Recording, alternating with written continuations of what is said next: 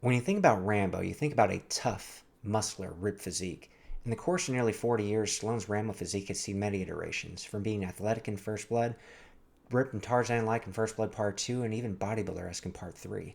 Now, all those films came out within 3 years of one another when Stallone was still in his prime in 82, 85, and 1988.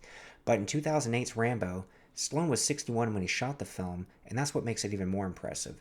So in today's video, I want to talk about Rambo 4, also known as Rambo or John Rambo in certain territories. I want to talk about the diet and the training that got him into that amazing shape, and also share some fun film facts with you guys. So sit back and enjoy.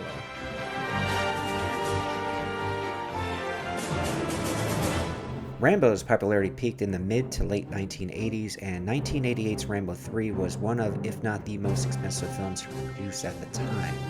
The success of Rambo First Blood Part 2 definitely helped greenlight this massive budget. However, Rambo 3 ended up being a modest hit at best, so it's no surprise that the studio kind of let the franchise lie dormant. In fact, it would seem as if they completely forgot about it, as it would take another 20 years to finally get another one produced. Let that sink in.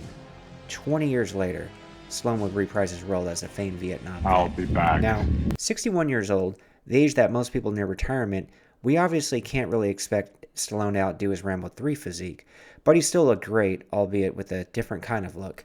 As far as how much he weighed, just by judging by the look of his physique, I wouldn't be surprised if he were around 200 pounds. We gotta remember, in First Blood Part 2, he was as light as 163, which he stated in his book Sly Moves. And in Rambo 3, Stallone said he was 180, though I've heard he might have been as high as 190.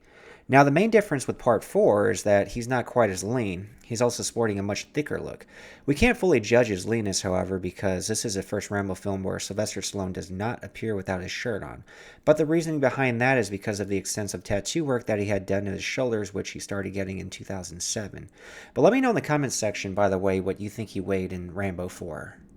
Now, as far as appearing thicker, that could be attributed to a couple of different reasons. One, the actual training and what he was going after. As far as Rambo 4 goes, Stallone says, I always really liked the idea of Rambo having a strong, lumberjack-esque build to get across the type of life I believe he would have been leading up to that point in the movie taking place. You know, like big and broad, but not the lean bodybuilder physique I went for in those earlier movies. Despite not being very tall, I was able to create a very powerful looking physique for that movie. A tip for you guys out there who, perhaps like me, don't have the height advantage but want to create a powerful looking shape. Train your traps and forearms. That's something I did for Rambo 4 and also for the Expendables. Now, Stallone himself there's been different reports. He's realistically probably anywhere between 5'8" and 5'10" in person.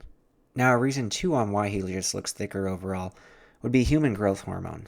In 2008, Stallone admitting to taking HGH, human growth hormone, as well as testosterone treatments for the latest Rambo and Rocky films. Stallone still denies taking steroids. Stallone also says that taking HGH and testosterone is part of what makes him feel and look younger. He says that HGH is nothing. Anyone who calls it a steroid is grossly misinformed. Testosterone to me is so important for a sense of well-being when you get older. Everyone over 40 years old would be wise to investigate it because, mark my words, in 10 years it will be over the counter. Now, what Stallone says kind of makes sense. I mean, if you're getting monitored by a doctor and you're getting legit hormonal therapy, I don't necessarily think there's anything wrong with that. Why not take advantage? Why not feel like you're in your 20s again? Why not look better? Why not feel better? And if you're getting monitored, I don't really see the danger there. The danger would really be with those guys buying some sort of illegal steroid, out of some guy's gym bag. That would be dangerous. But the way Stallone's going about it with the life extension doctor and getting that hormonal replacement therapy and getting monitored, I don't see anything wrong with that. I'm actually glad that he's able to, keep this lifestyle up and keep giving us these great movies. Most recently, 2019's Last Blood, for example. Also, check out my other video. I'll link it in the description below, and also put a link at the end of this video. It's basically Stallone's upcoming movies in 2020 and beyond. Some really good ones there. So check that video out when you get a chance. So with all that said, Stallone did look pretty damn impressive in Rambo in 2008. What sticks out most to me is the raw size of his forearms and neck. Certainly a very muscled-up Stallone, and while not as lean or aesthetic, he was certainly bigger. In fact, you see the biggest change to that overall thickness, which we could attribute to the training as well as some of the hormonal therapy he's been getting. The forearms are completely insane. Strong enough to rip out a guy's throat, for example, like this. Just a human vice grip there. Now, there were a lot of different story ideas for Rambo 4, and I'll do a whole video talking about all those different ideas. But in Rambo 4, John Rambo joins a group of mercenaries to venture into a war-torn Burma to rescue a group of Christian aid workers who were kidnapped by the ruthless local infantry unit. So it's kind of interesting what inspired this story idea, by the way. Sylvester Stallone specifically wanted the film to be set in the midst of the most brutal ongoing global conflict that was basically ignored by the public and media. After ruling out established and well-known conflicts in the Middle East, Latin America, and Africa, Stallone talked to international experts who told him about the Burmese junta's mass murder of the Karen people. He then set the movie's storyline in the middle of this genocide. The author of First Blood, writer David Morrell, was actually asked what his take on this film was, and he said, "I'm happy to report that overall I'm pleased. The level of violence might not be for everyone, but it has a serious intent. This is the first time that the tone of my novel, First Blood, has been used in any of the movies. It's a spot on in terms of how I imagine the character. Angry, burned out, filled with self-disgust because Rambo hates what he is, yet knows it's the only thing he does well." Some interesting Rambo trivia, by the way. This is the first Rambo film where he actually uses a pistol, and it's also the first Rambo film without a helicopter. Going back to David Morrell, he said, "I think some elements could have been done better, but I think this film deserves a solid 3 stars. I think David Morrell just wanted a helicopter in it. But I still love the film as well, despite the absence of said helicopter. But let me know in the comments section what you guys think about 2008's Rambo. Going back to the violence in the film, many critics and audience members felt that the horrific wounds inflicted by the M250 caliber heavy machine gun in the finale were so gory that it was unrealistic. However, returning Iraq and Afghanistan veterans who had used the M2 in combat noted that the wounds were quite accurate and, if anything, toned down from reality. In the audio commentary on the DVD and Blu-ray versions of the film, Sylvester Stallone himself makes note of that fact. Chalk that one up as things that nobody should ever have to see in real life. Now, as far as the actual workout goes, Stallone went on record and said that he actually overtrained during a lot of the earlier Rocky and Rambo films. And in 2005's Sly Moves book, he lays out a classic workout as well as an advanced workout. Now, you can be sure in 2008's Rambo, he definitely took it up a notch, but as far as what he would use for maintenance, if we look at the advanced workout here, it's a 3-day-a-week split, Monday and Friday drills as well as Wednesday drills.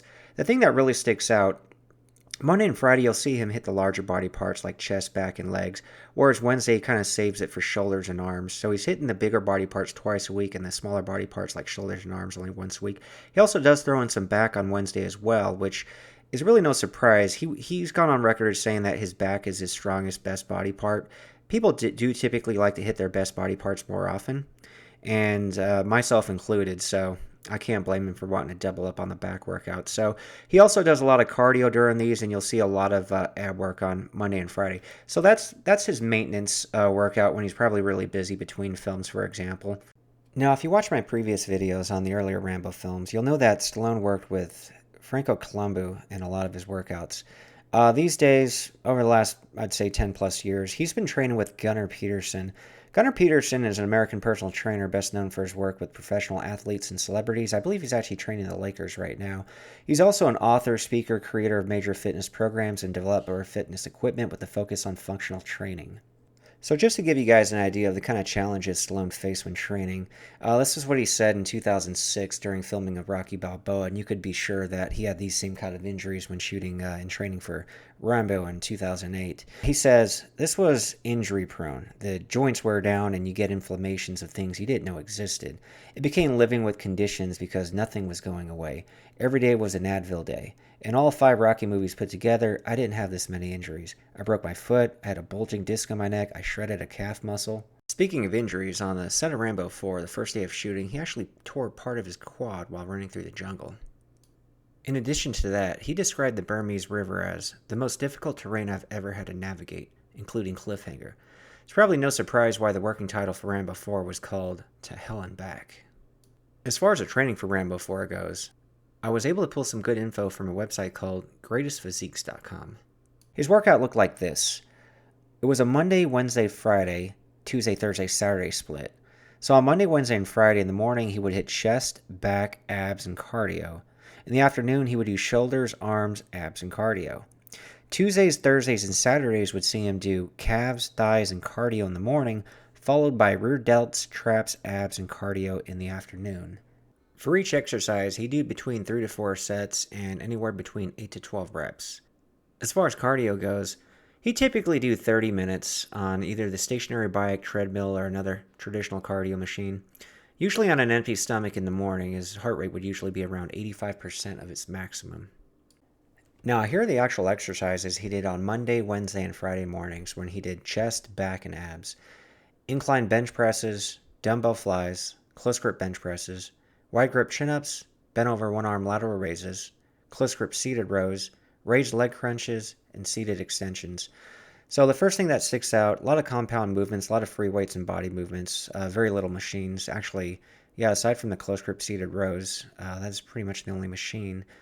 Now on those same days in the evenings when he'd do shoulders, arms, and abs, he'd do military presses, side lateral raises, bent over dumbbell flies, barbell curls, seated incline dumbbell curls, concentration curls, lying dumbbell raises, bent over one arm lateral raises, cable pull downs, alternate leg raises, decline bench sit-ups, and oblique crunches. Again, it's just a lot of free weight work there. Now, the other days of the week, Tuesday, Thursday, and Saturday, on the mornings when he would do calves and thighs, he'd do seated calf raises, standing barbell alternate calf raises, incline leg presses, squats, seated leg extensions, leg curls, leg extensions, and stiff leg deadlifts. And then on those same days in the evenings when he would do rear delts, traps, and ab work, he would do bent over dumbbell rear delt raises, reverse cable crossovers, reverse pec deck flies, barbell shrugs to the front, barbell upright rows, flat bench cable rows to the neck, ab crunches, oblique crunches, and cable crunches. So this certainly helped build the toughness that he would need to take on set when he shot the film.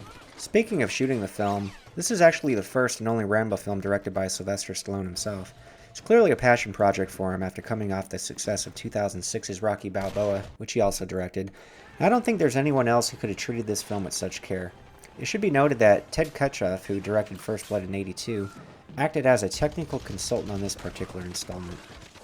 As far as the diet goes, Stallone would have taken a much more balanced and sane approach, as outlined in his book Sly Moves, and no longer endured the extremes from Rambo 2 and Rambo 3 days, where maximum fat loss was the ultimate goal.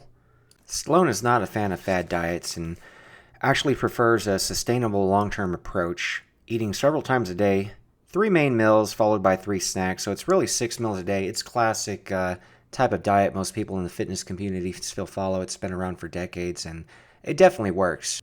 As far as the food basics goes, for proteins, he likes lean proteins, egg whites, lean ham, New York strip steak, chicken, turkey breast, etc. For carbs, complex carbs, he likes sweet potatoes, baked potatoes, whole grain pastas, yams, etc. Vegetables, you got asparagus, bell peppers, broccoli, spinach, cucumbers, etc. Just to keep it simple, he likes a ratio of around 50 to 60% carbohydrates, 30% protein, and 20% good fats. Just a pretty easy way to remember is if you look down on your plate, it's a little more than half of it should be vegetables and some good starches like brown rice or whole wheat pasta. A third should be your main protein source, and the rest healthy fats such as olive oil, for example. Now, if there's one thing I've noticed while making this video is I gotta get a 10. So there you guys have it, 2008's Rambo. Quite the masterpiece, quite the body of work. Anyway, let me know what you guys think in the comments section as far as what you want me to cover next. Maybe Arnold Schwarzenegger, Jean-Claude Van Damme, more Rambo, or even non-Rambo Stallone films. Let me know.